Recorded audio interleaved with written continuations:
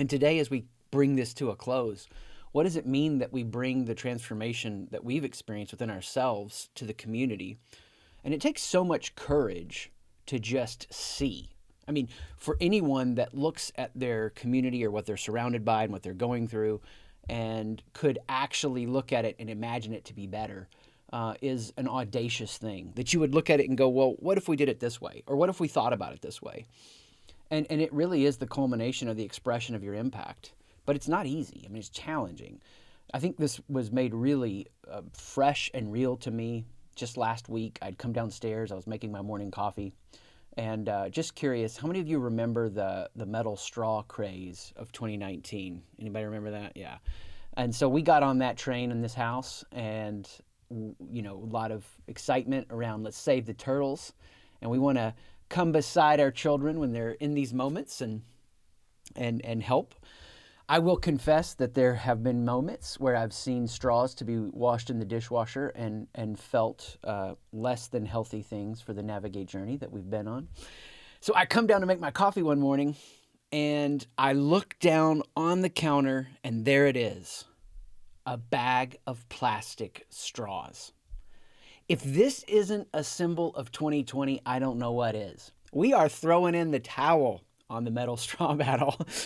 We don't have the energy for that in 2020. And for us, as we engage this journey, to the uninitiated, they would think some of what we've talked about has been indulgent because we've talked for 8 sessions about ourselves.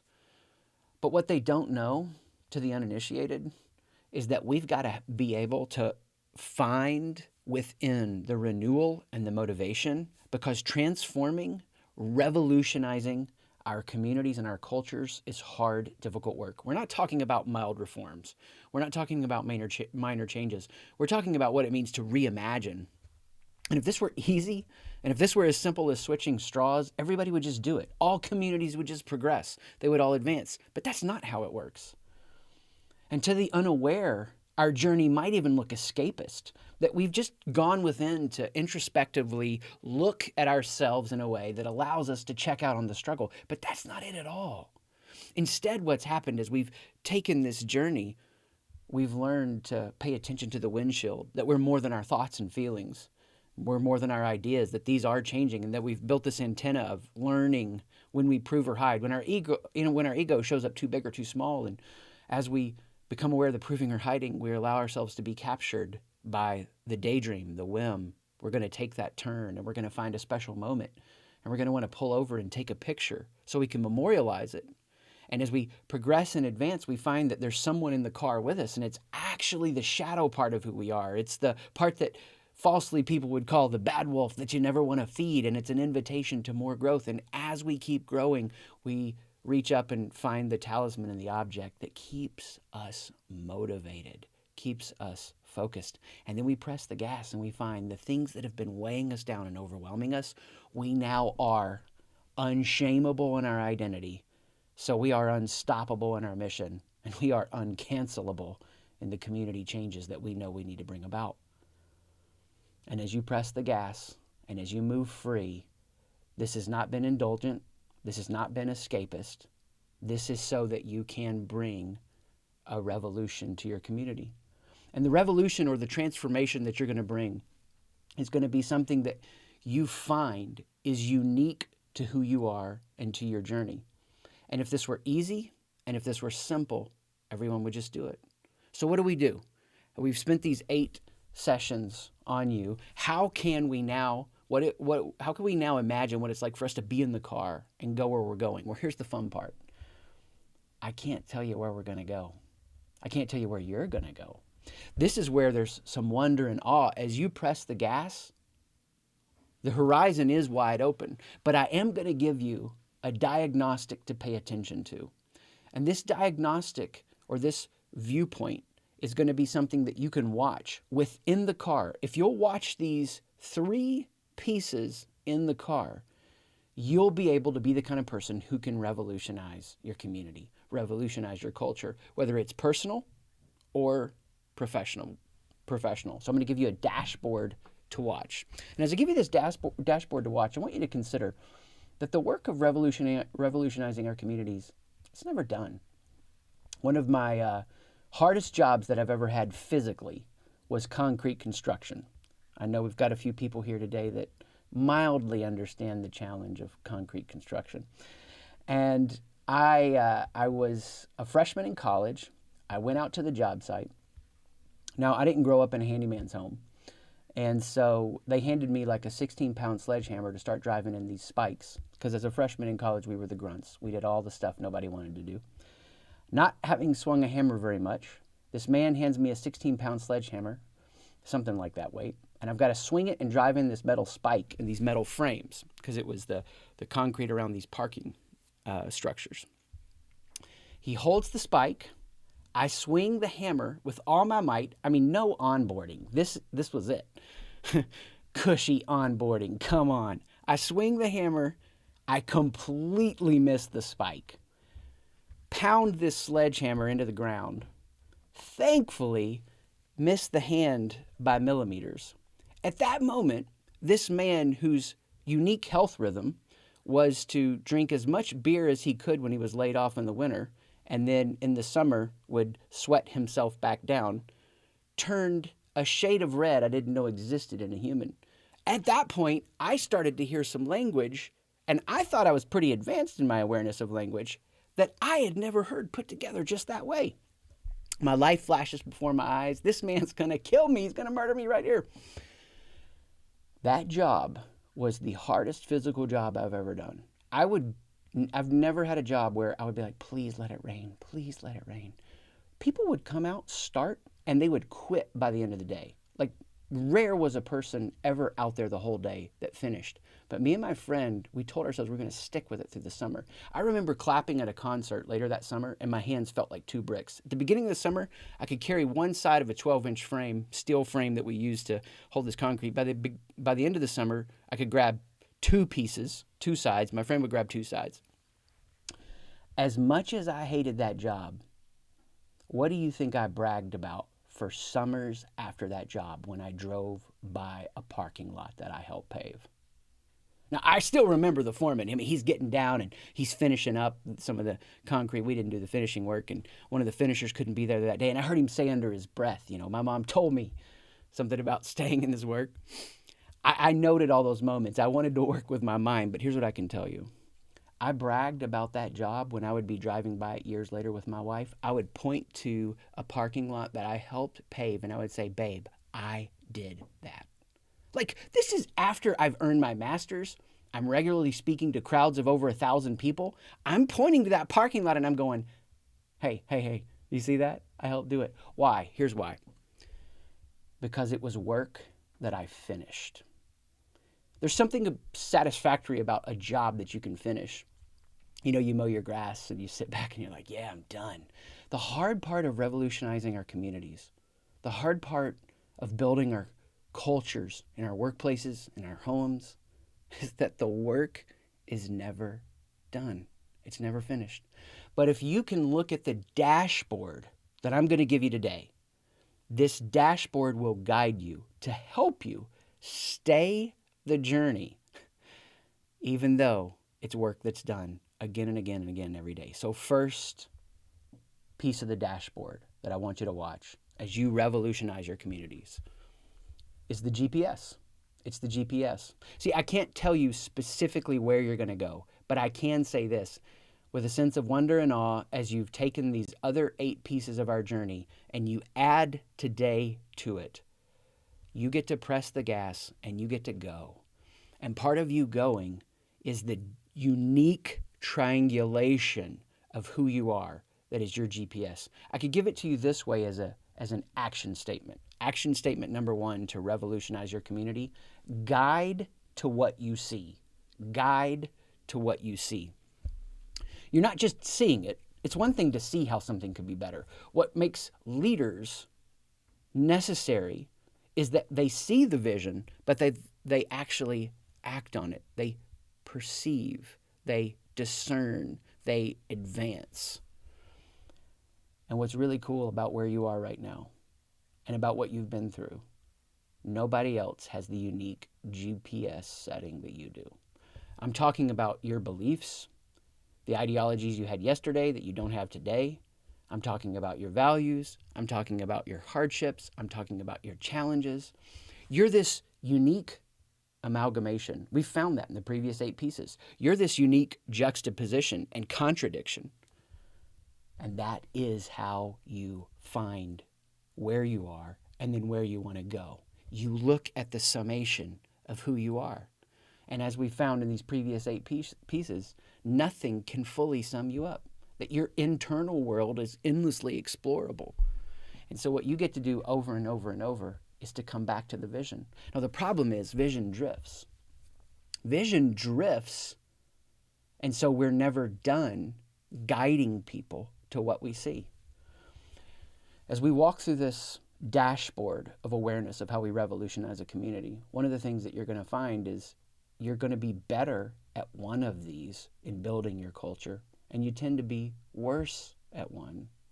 And the one that you're better at is the one that you do with the most ease. Now, in my work and working with a lot of business owners and leaders with a lot of serious responsibility, they tend to be people that are gifted with the ability to have the courage to see something. And then even sometimes to capture people's hearts and imaginations to get others to join them in it. But they still will sometimes think this, how many times am I going to have to say this? How many times am I going to have to remind them of this? They'll sit down in their chair and go, when am I going to be done sharing this? And unlike the parking lots that I help paved, you're never going to be done. Your moment in revolutionizing your community is to take them back over and over and over to the vision that you see. And that vision that you see is uniquely yours. I mean, right now, I don't know if you're aware of this or not, but in sociology, which sociology looks at the micro, some of the top sociological studies have been debunked. Some of the biggest ones in the last few years. And we're appreciating in a fresh way how much biology affects things, how much evolution affects things. But we still, in science, can't separate. I say we like I'm a part of it. We still can't separate nature and nurture. We don't know how those overlap. You are the unique hereditary combination that is you. You've been through the experiences that you've been through. You have this unique triangulation. And here's a heavy way of wording it, but I mean this. If you can see something that could be better than it is, it's a responsibility for you to say, I need to make this happen. I can't sit by. This needs to be better. We are where we are as a human race because many, many, many people before you and I said, I'm not going to just try to reform my community. I'm going to revolutionize it. I'm going to take them into something not just different, but better. I see something that could be completely and wholly in a different way than it has been up to this point. Now, if you're watching the GPS and if you guide into what you see, you're going to be at the starting point. But there's more. See, your vision, guess what it needs? It needs people. Now, part of the reason it needs people is because that's the whole point. The vision is the people. The vision isn't just for the sake of the vision. So you can have this grand idea of what something could look like. Instead, it's so that it could be done. It could be executed. You need people. But guess what? You also need the perspective of the people. You need their wisdom. So what starts with you has to get refined and made better in relationships. And that takes us to the second part of the dashboard. You can't force feed a vision. The second part of the dashboard, it's the battery. It's the electricity in the car, because, hey, we're not animals. I've said press the gas, but all along it wasn't a gas-powered car. It's an electric car. And as you understand that the first piece of revolutionizing a community is to guide into what you see, you'll notice how naturally what progresses next is you have to abide for unity. You abide for unity. So you guide into what you see and you abide for unity. You take the vision and bring it into the context of relationships. And yes, you seek to persuade. Yes, you seek to be as influential as possible. You tell stories, you win hearts, but you also listen. When you abide for unity, you live in the perfect tension of speaking and sharing and listening. You share, and that takes courage because you're going to be misjudged. If everyone saw what you could see, they would gravitate towards the vision. But a leader has to stomach the tension of being willing to be misunderstood at the beginning because they're sharing something people haven't yet considered. And as you share what hasn't yet been considered, you are listening to how they're receiving it, what their experience is with it. Because as they speak up, it gets made better. Here is the great problem I see in our world right now. Falsely, people think if they have a vision, that's enough. But just because you have a revelation of what could be better doesn't mean it will turn into a revolution. Those people are just addicted to outrage. Outrage and getting bothered and getting upset, that's the beginning of seeing some change. But the outrage isn't the end point. The outrage is in us for seeing how this could be completely made different, revolutionized, but then we take it to the context of relationships where we share and listen. The world is never going to change when two people are yelling at each other. That's not how it works. And until we have the awareness to not give pedestals to people that are screaming for validation, whether they are in systems of power or they've never been empowered, we'll never be getting the right voices, a signal boost. They'll never provide us the wisdom that we need because in speaking up, in their outrage, they're saying, validate me, validate me, validate me. And they can't be our leaders. What we have to do is we have to abide with a unity. It's not a forced unity. It's an honesty that progresses through the messiness of relationships.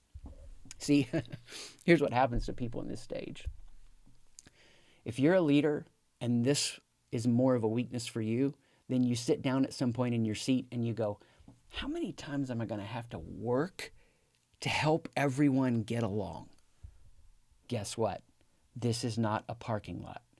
You're never done working for the unity of the relationships of the people that you care for. Every time you get irritated because someone has a need and you feel like it's slowing you down, you're actually missing how that need will help make the vision better.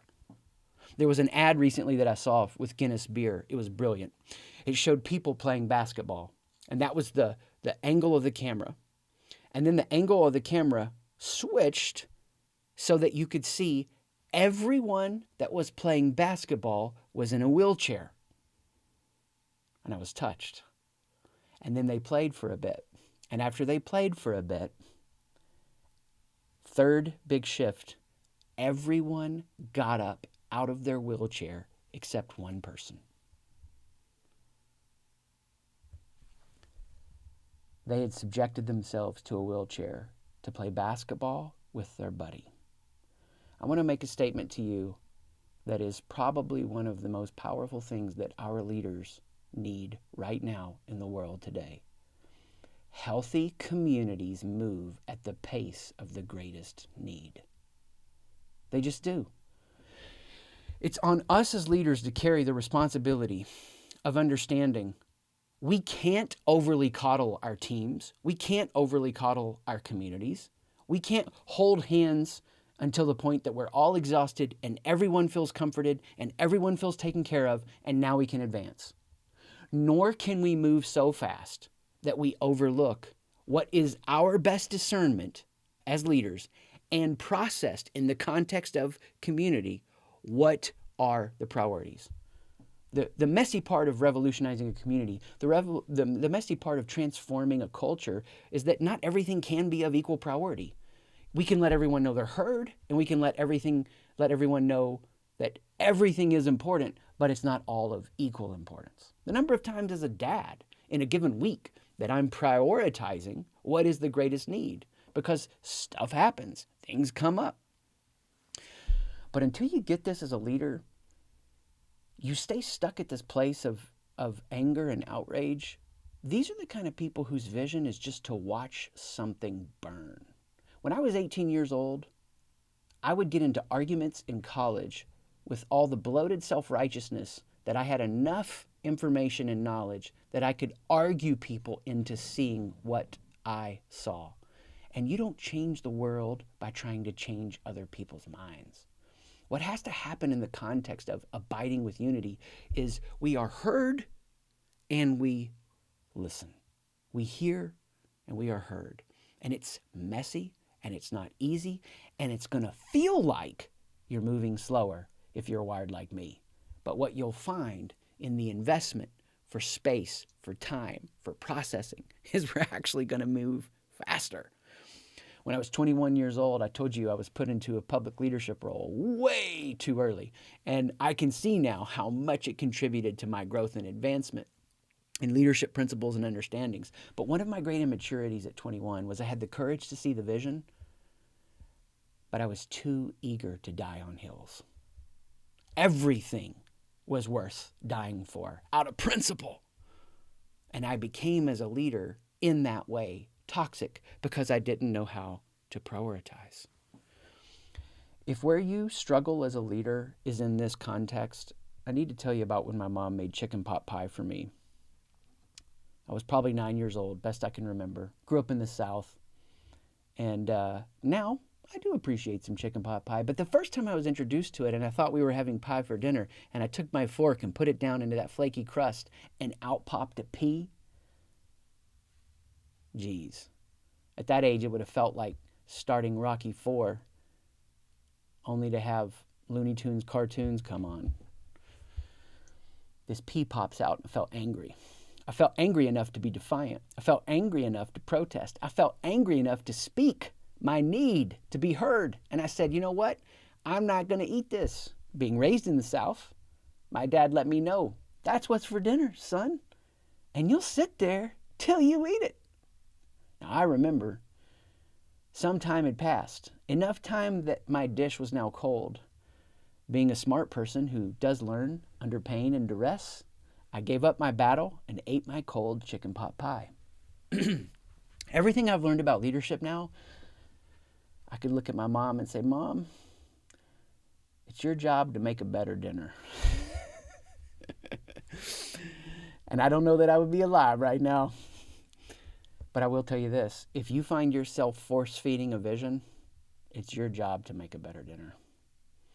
There's something that has to happen in you that you can start hearing enough to capture people's imagination so that you can change your approach. William Butler Yeats, the poet, says, and this is so true for today, all empty souls tend towards extreme opinions. We don't need extremism anymore. We don't need people on the extremes proving about their cause. We need more listening. We need more messy relationships because we've got to keep the vision, but we've got to let it be shaped by the people around us. And it's your job as a leader to not lose the vision while the messiness of relationships is helping make it better.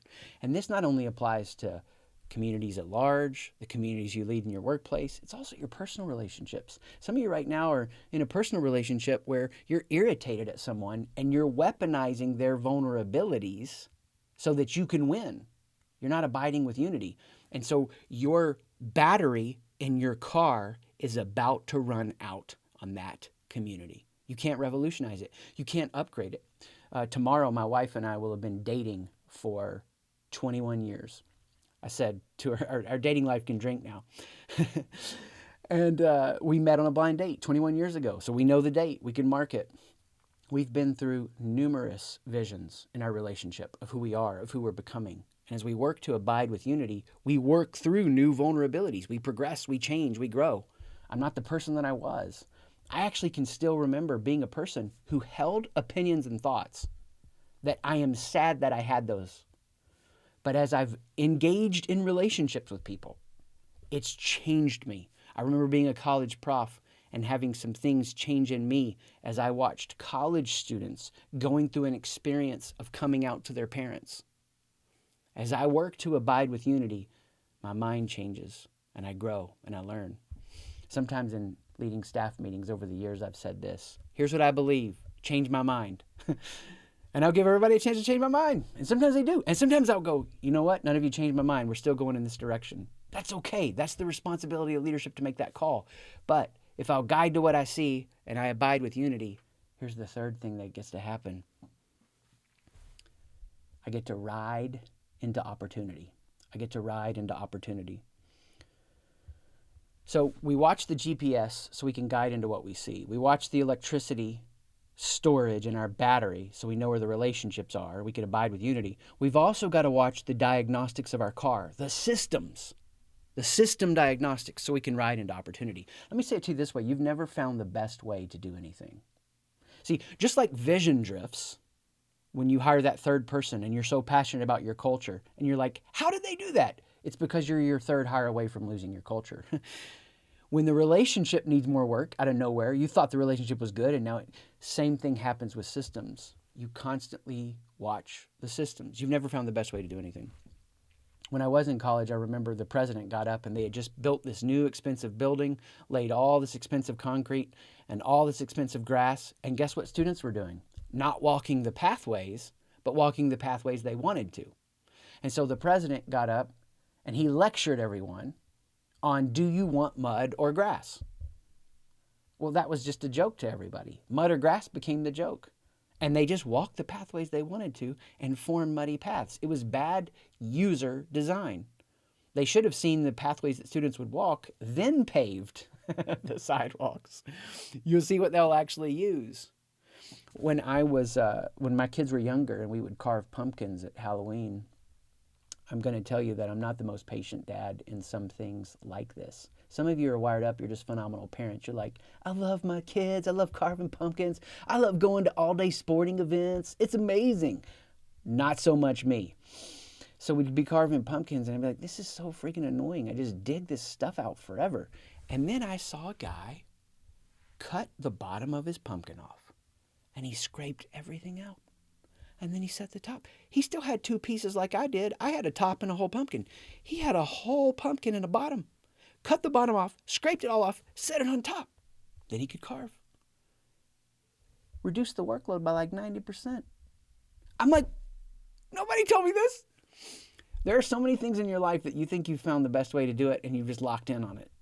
And what it means to have an appreciation for the fact that the work of revolutionizing our cultures is never done is our systems are never finished. We finish them and we use them and we don't just change them to change them, but we change them when, out of abiding with unity, we know something needs to be improved. Now, as a little caution here, for you as leaders, just a reminder, nobody likes change unless it's their idea. If you came to me right now and said, Chris, I got 7 great changes for your life, you better be an amazing persuader, because I like making decisions for my life. But that's true for other people. We get fired up about our change. We think about it for 6 months. Then we say it out loud. They hear it for the first time. We've conversed with ourselves about it for 50 times. And then after we say it out loud, we think, well, I've said it once. They've heard it.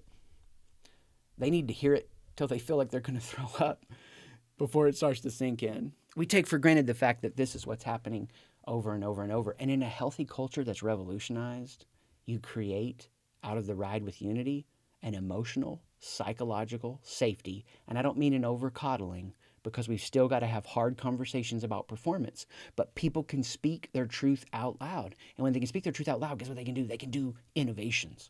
Innovations happen in an individual. The group usually doesn't innovate, but the group can position for the innovation because they surface the problem. The group can accentuate the innovation and make it better, but it's the context of all 3 of these working together that we see the innovation happen. And if we're going to be the kind of people who go on these journeys, we're going to be the kind of people who never stop growing. See, the people that can't lead themselves first are the people that miss the small moments of awareness. That's what our first 8 pieces have been all about. And if you'll miss the small moments of awareness, guess what else you'll do? You'll tolerate systems that don't produce the desired results that you want. And if you tolerate systems that don't produce the desired results you want, here's what you start doing. You start forcing things. Now, forcing things is when it shows up in meetings and conversations. The quickest way I can recognize a leader isn't actually taking a healthy path to revolutionize their community is when they start forcing things. They make up for a lack of clarity with an increase in intensity. They say agitated things. Well, I don't know, but y'all just figure it out. When nobody in the room is really passionate about executing on that initiative. If you miss the small moments of awareness, you start tolerating systems that give you results you don't want. And if you tolerate systems that are giving you results you don't want, you start forcing things. And if you start forcing things, you're frustrated. Why are you frustrated? Going back to previous sessions, because you're a kinked up garden hose. And remember, what we're doing is unkinking the garden hose so that there can be a flow through of expression. I wish I could tell you that Gandhi wasn't racist towards the Sikhs, but he was. I wish I could tell you that religions haven't persecuted each other throughout human history, but they have. I wish I could tell you the Dalai Lama didn't make a comment that was so insane when he said, yes, a woman could be the Dalai Lama, but she would have to be attractive for that to be true. I wish all of those things hadn't happened. I wish we could have leaders that we put on pedestals that had perfect morals and values that we could follow, but actually that would screw us all up, and I hope you live long enough for your heroes to fall off of their pedestals. Because the true leaders that revolutionize communities are the people that know it's not about perfection. It's about an ongoing process. And until we understand that we're in an ongoing process of transformation, and then we bring an ongoing process of transformation to our communities, we'll keep falling into this trap where we wait on a rescue. We believe we can engineer some kind of utopia. We try to enforce top-down systems of perfection when never this is how the world has changed. The world has changed because people take a journey like Navigate and they're transformed. And they bring a clarity into their doing and their mission. And they revolutionize their communities. And enough revolutionized communities start coalescing together that real big systems start to change. That's how we change the world.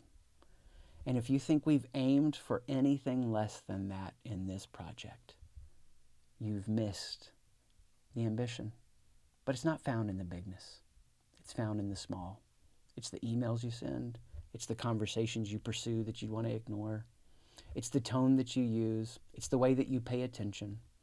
Because the reality is, if you've been at the helm of your culture for more than 3 to 5 years, and you're irritated at the culture, it is your culture. The things that you're irritated at are pointing back at you. And it's time for change. And you can change it.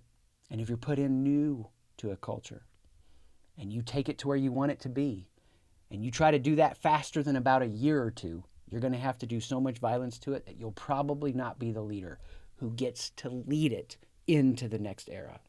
But what you can do, using this dashboard, guide into what you see, abide for unity, ride into opportunity, you'll have the template, the framework, and the filter to never stop transforming the communities around you. Let's be those kind of people.